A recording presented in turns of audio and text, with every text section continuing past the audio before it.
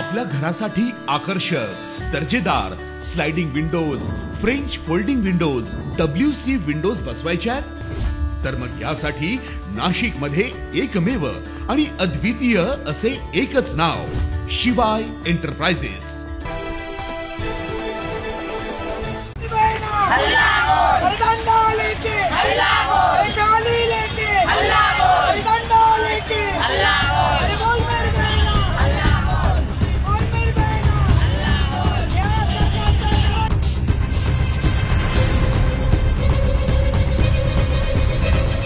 कामगार विरोधी श्रम संहितांमुळे केंद्र सरकारच्या धोरणांच्या विरोधात देशभरात संतापाची लाट उसळली। त्याच पार्श्वभूमीवर 9 जुलै रोजी केंद्रीय कामगार संघटनांच्या आवाहनानुसार नाशिकमध्ये भव्य मोर्चाचं आयोजन करण्यात आलं। 4 नव्या श्रमसंहितांमुळे कामाच्या तासात वाढ, कंत्राटीकरणाला चालना आणि कामगारांच्या हक्कांवर गदा येत असल्याचा आरोप संघटनांनी केला। त्यामुळे कामगारांच्या हक्कासाठी एल्गार देत विविध क्षेत्रातील हजारो कर्मचारी रस्त्यावर उतरले। देशभरातील कामगार संघटनांनी पुकारलेल्या एकदिवसीय संपाच्या पार्श्वभूमीवर नाशिकमध्येही हजारोंचा मोर्चा निघाला। विविध विभागातील कर्मचारी, महिला कामगार, आशा सेविका, अंगणवाडी सेविका, शिक्षकेतर कर्मचारी आणि कंत्राटी कामगार मोठ्या संख्येने आंदोलनात सहभागी झाले। मोर्चामध्ये महिला कामगारांचा सहभाग विशेषतः मोठ्या प्रमाणावर होता। आशा सेविका संघटना कामगार संघटनेचे अध्यक्ष आणि शहराध्यक्ष यांनी काय भूमिका मांडली आहे ते पाहूया। कामगार संघटनेची शहराध्यक्ष आहे। आमची आयटक संस्था आहे। आमच्या मागण्या आहे, घरकाम करणाऱ्या महिलांना पेन्शन चालू करा, त्यांना मान सन्मानाची वागणूक द्या आणि त्यांच्या मुलांना स्कॉलरशिप द्या, त्यांना दारिद्र्य रेषेमध्ये सामील करून घ्या, त्यांना घरकुल योजना द्या आणि त्यांच्या हक्काची पेन्शन त्यांना द्या आणि त्यांच्या ज्या त्यांच्यासाठी जे काही योजना आहे आम्हाला प्रत्येक योजनेमध्ये सामील करून घ्या। कारण घरकाम करणारी महिला कोणी लहान लहान बाळ सोडून आलेले असते, खूप हालाकीची परिस्थिती असते, ती घरकाम करत असते। एखाद्या कामगारासाठी तिचा अधिकार द्या, घरकामगार कल्याणामध्ये आमच्या प्रत्येकाच्या नोंदण्या करून घ्या आणि प्रत्येकाला त्यांच्या हक्काची पेन्शन त्यांना द्या। घरकाम करणाऱ्या महिला खूप वर्षापासून लढत असतात, झटत असतात, कामगारासारख्या रोज नीतीनियमाने कामाला गेलेल्या असतात।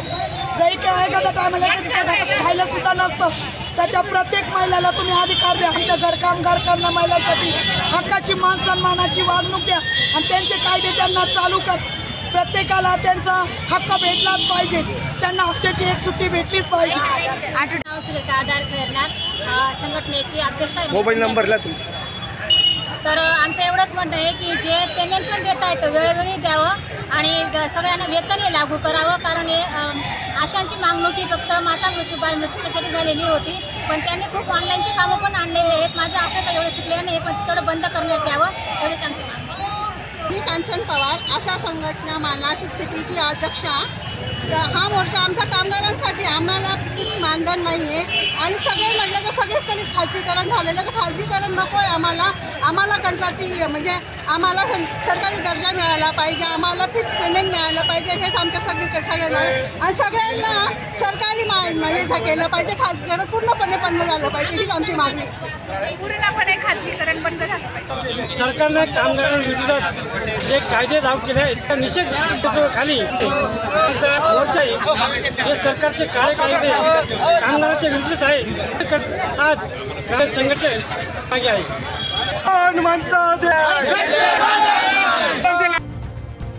या आंदोलनातून संघटनांनी काही ठाम मागण्या मांडल्या। कामगार विरोधी 4ही श्रमसंहितांचा तात्काळ रद्द करा, वर्षानुवर्ष सेवा देणाऱ्या कंत्राटी आणि मानधनावरील कर्मचाऱ्यांना कायम करा, किमान 30,000 मासिक वेतन आणि 10,000 पेन्शन लागू करा, शिक्षण, आरोग्य आणि सार्वजनिक सेवांचं खासगीकरण थांबवा, सरकारी विभागातील सर्व रिक्त पदावर तात्काळ भरती करा, खासगी क्षेत्रातही आरक्षण लागू करा, कामकाजाच्या ठिकाणी महिलांना सुरक्षितता, पगारी बाळंतपण, रजा आणि समान वेतनाची हमी द्या, असंघटित कामगारांसाठी सामाजिक सुरक्षा योजना लागू करा, श्रमसंघटनांच्या नोंदणीसाठी ठोस कालमर्यादा ठेवा, लोकशाही लढ्यांचा आदर राखा, महाराष्ट्र विशेष जनसुरक्षा विधेयक त्वरित मागे घ्या। या मागण्यांसाठी नाशिकच्या रस्त्यावर प्रचंड गर्दीतून जोरदार घोषणा देण्यात आल्या।